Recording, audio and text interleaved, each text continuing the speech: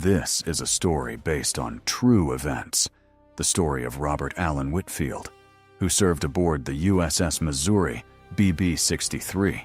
and who carried for nearly 80 years a secret hidden inside an old coffee tin, a secret that would only come to light after his death, and that when it finally surfaced, brought his own grandson to his knees in the middle of the living room. Stay until the end, because what this letter reveals about that deck, about that war, and about the silence of a man who was never quite the same again, is going to hit you in a way you're not expecting. And before we begin, if you're one of those people who loves real history, the kind that aches in your chest, subscribe to the channel now, because every week we bring you a new story like this one, rescued from being forgotten. Robert was 19 years old when he first set foot on the deck of the Missouri in 1944 at a shipyard in New Jersey, his hands still smelling of the cornfields he had left behind in Ohio. He didn't know how to operate a gun turret, didn't know how to read a navigation chart,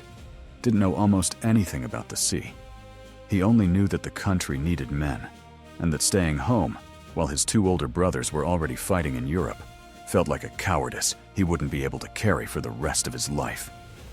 He was assigned to the simplest and most looked down upon job among the other sailors, scrubbing and polishing the teak deck of that steel giant, work that seemed pointless against the backdrop of the war unfolding across the Pacific, but that, without him knowing it, would place him at the exact center of history. In the first months, Robert just wanted to survive the mockery of the veterans, who called the new recruits greenhorns, and laughed at the way he scrubbed the wood with an almost religious care, as if that deck were the floor of the church back in his hometown. He wrote letters to his mother every week, telling small lies about how calm everything was, about how beautiful the sea looked at sunset,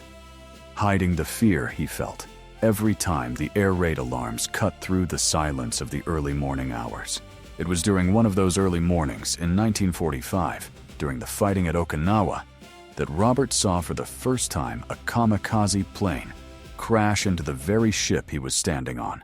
a moment he would describe decades later, and one of the few times he ever spoke about the war, as the instant he stopped being a boy.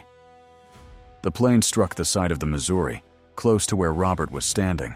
and the impact killed the Japanese pilot instantly, scattering part of the wreckage across the very deck he tended with so much care. And this is where Robert's story splits off from that of any other soldier,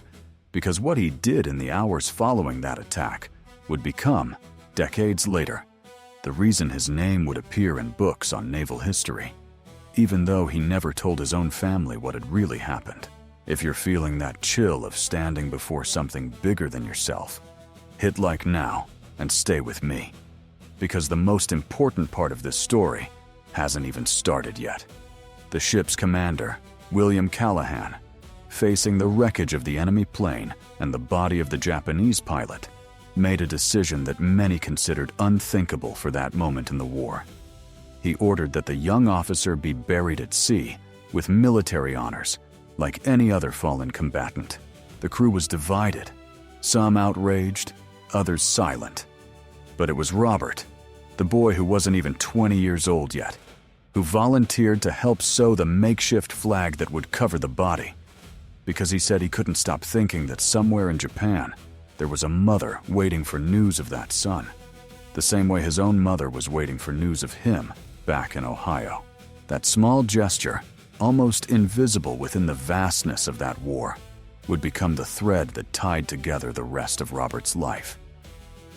After that day, something changed in Robert. The other sailors noticed he became quieter, more withdrawn,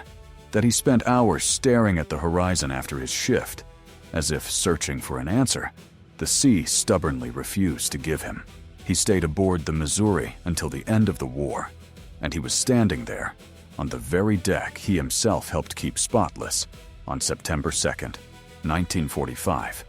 when the representatives of Japan signed the unconditional surrender right there. On that same wooden floor, his hands had polished hundreds of times. He would later describe that while watching the ceremony unfold just a few feet away, All he could think about was the pilot they had buried months earlier, and how that same deck had witnessed the end of a life and the end of a war within the span of just a few weeks. If this story is making you think about your own family, about your grandparents, about the stories you may never have heard because nobody asked in time, leave a comment below telling us where you're from and whether you had a relative who served in the war, because this community is built from stories like yours too. Robert returned to the United States at the end of 1945, but Ohio never felt the same again. He tried to pick life back up on the family farm, tried dating, tried to fit back into the simple routine he knew before the war, but there was always a distance between him and the world around him, as if part of him had stayed behind on that teak deck somewhere in the Pacific. He got married in 1948 to a woman named Dorothy, had 3 children, worked for nearly 40 years at an auto parts factory, and built, in the eyes of everyone who knew him, an utterly ordinary and peaceful life. Nobody, not even Dorothy, knew the details of that day in Okinawa. He simply never talked about the war, and whenever someone asked, he changed the subject with a skill that only someone carrying a very heavy weight can develop. It was only in the last years of Robert's life, past 90, when his memory had begun to fail on small, everyday details, but remained whole and vivid whenever the subject was the Missouri, that his grandson, Daniel, started recording conversations with his grandfather without any real expectations, just wanting to preserve his voice for the future. It was in one of those recordings, made on an ordinary Sunday afternoon, that Robert, staring off into the distance, began for the first time to describe in detail what had happened that day in Okinawa. The plane, the pilot,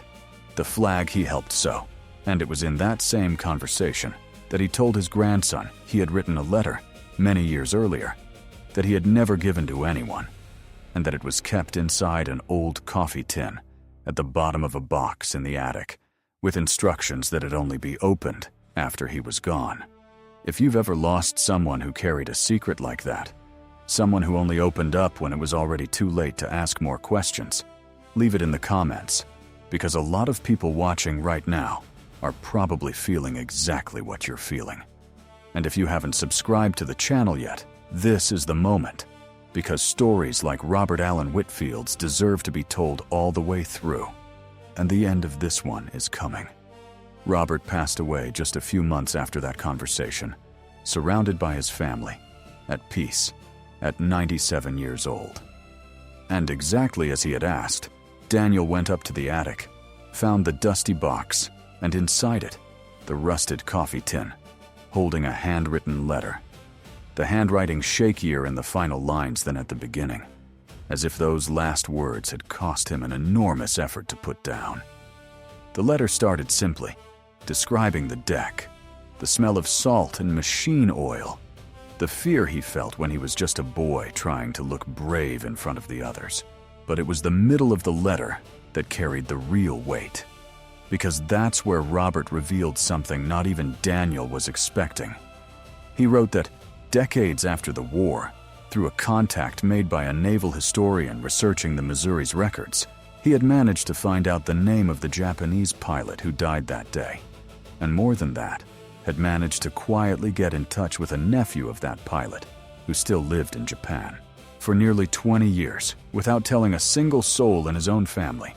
Robert exchanged letters with that man on the other side of the world. 2 strangers forever bound by a single instant of war, building over time something that dangerously resembled a friendship. He wrote that those letters had been, in his own words, the only way he found to make peace with that day, to honor the life that was lost there, and at the same time, to honor the life he had the privilege of continuing to live. And this is where the letter hits you in a way nobody sees coming, because in its final lines, Robert asked that Daniel, if he ever had the courage and the chance, try to visit the Missouri, now turned into a museum in Hawaii, and leave, in his name, a small tribute not only to the American sailors who served there, but also, quietly, in memory of that young pilot who died so far from home. He closed the letter saying that war teaches men to hate quickly, but that only time and the courage to look at the other side teaches men to forgive, and that he hoped he had had enough time to learn that before he passed. Daniel, still in shock, decided to honor his grandfather's wish, and months later traveled to Hawaii, boarded the Missouri itself, now anchored as a memorial near Pearl Harbor, walked across the same deck where his grandfather had spent hours of his youth on his knees, scrubbing the wood, and where, decades earlier, a piece of world history had come to a close. He quietly left a small tribute there in his grandfather's name, and as he later described it, felt for a moment as though he were closing a circle that had begun long before he was even born. If this story moved you the way it moved us while telling it,